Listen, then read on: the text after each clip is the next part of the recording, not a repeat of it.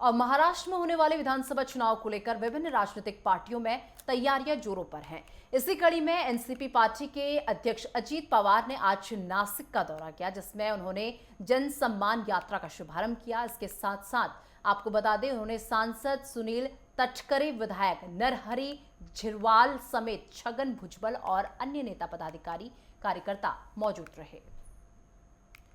तो उप मुख्यमंत्री अजीत पवार आज नासिक दौरे पर रहे, जहां पर उन्होंने जन सम्मान यात्रा का शुभारंभ किया है। और आपको बता दें कि लोकसभा चुनाव में हुई हार को भुलाने का एक तरीके से प्रयास है। और आपको बता दें कि विधानसभा चुनाव को लेकर अब तैयारियां तेज हो गई हैं। जिस तरीके से इस साल के अंतिम महीनों में विधानसभा चुनाव महाराष्ट्र में होने हैं, ऐसे में तमाम तरीके की तैयारियां जो हैं हर किसी पार्टी की तरफ से की जा रही है। लेकिन अगर बात अजीत पवार की कर ली जाए, जो कि महाराष्ट्र के उप मुख्यमंत्री हैं, वो आज नासिक पहुंचे, जहां पर उन्होंने सम्मान यात्रा का उद्घाटन किया।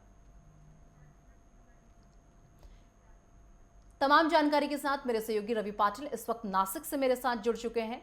रवि, जिस तरीके से बात कर ली जाए, देखिए आज उप मुख्यमंत्री अजीत पवार नासिक पहुंचे हैं और यात्रा का भी शुभारंभ उनकी तरफ से किया गया है, और क्या कुछ अपडेट है उनके इस दौरे को लेकर? जी, महाराष्ट्र के उप मुख्यमंत्री अजीत पवार आज नासिक जिले के दौरे पर हैं। देखा जाए तो इस दौरे के माध्यम से अजीत पवार अपनी कमजोर कड़ी पर जोर देते हुए दिखाई दे रहे हैं। हाल ही में हुए लोकसभा चुनाव में एनसीपी पार्टी को जो कड़ी हार मिली थी, उसमें नासिक जिले का हिस्सा अहम रहा था। नासिक में जो संसदीय क्षेत्र है, डिंडोरी और नासिक, ये दोनों ही जगह भारतीय जनता पार्टी, शिवसेना और एनसीपी गठबंधन को हार का सामना करना पड़ा था। जिसके बाद आप अजीत पवार आज यहां से जन सम्मान रैली का उद्घाटन करते हुए एक संदेश मतदाताओं में देना चाहते हैं कि जो कुछ भी हुआ है उस भूतकाल को मिटा करके भविष्य की ओर अग्रसर होना होगा। लाडली बहन योजना जैसे और कई अन्य योजनाएं जो शासन चला रहा है, उनको लेकर ये यात्रा अहम मानी जा रही है। जहां देवलाली चुनाव क्षेत्र और डिंडोरी चुनाव क्षेत्र, दोनों ही चुनाव क्षेत्र एनसीपी के लिए अहम माने जाते हैं। नासिक की बात करें तो अजीत पवार के चाचा शरद पवार के चाहने वाले और फॉलोअर्स नासिक जिले में ज्यादा है, इसलिए ये जो कमजोर कड़ी है उसको सुधारने का काम अजीत पवार कहीं ना कहीं अपनी इस यात्रा के माध्यम से कर रहे हैं।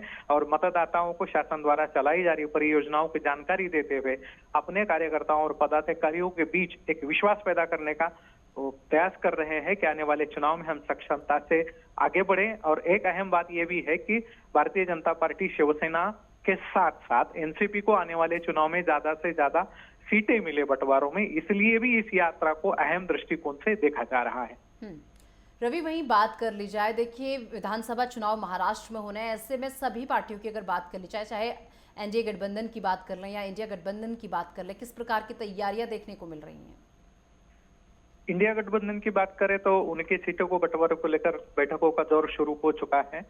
केंद्रीय मंत्री अमित शाह जी और नरेंद्र मोदी जी के नेतृत्व में भारतीय जनता पार्टी, शिवसेना के नेता और मौजूदा मुख्यमंत्री एकनाथ शिंदे और एनसीपी के अजीत पवार के बीच सीटों को बंटवारों को लेकर बैठकों का जोर जारी है। वहीं दूसरी ओर शरद पवार हो, चाहे उद्धव ठाकरे हो और कांग्रेस पार्टी हो, इनके भी बीच महाविकास आघाड़ी में ताबड़तोड़ बैठकें जो है आए दिनों होती रह रही है। और कयास लगाए जा रहे हैं, अटकलें लगाई जा रही है कि कौन सा सीट कौन लड़ेगा, कौन अच्छा प्रत्याशी होगा और किस चुनाव क्षेत्र में जीत मिल सकती है। इन दोनों बातों को लेकर दोनों ही पक्षों की ओर से पूरी कोशिश जो है फिलहाल जारी है। लेकिन अजित पवार का दौरा आज नासिक का अहम माना जा रहा है, क्योंकि एनसीपी की जो नेता है छगन भुजबल, जिनको लोकसभा चुनाव में प्रत्याशी घोषित करने के ठीक कुछ समय पहले ही पीछे हटना पड़ा था और यहाँ पर शिवसेना उद्धव बालासाहेब ठाकरे गुट के प्रत्याशी ने जीत हासिल की थी। तो आज का दौरा अजित पवार का माना जा रहा है कि एनसीपी को कहीं ना कहीं एक ऊर्जा देने का प्रयास। और इस दौरे को कहीं ना कहीं अब चुनाव की तैयारियों से जोड़कर भी देखा जा रहा है, क्योंकि तमाम योजनाओं के बारे में भी वो जनता को बताते हुए नजर आ रहा है। फिलहाल बहुत शुक्रिया आपका हमारे साथ जुड़ने के लिए और इस पूरे मुद्दे पर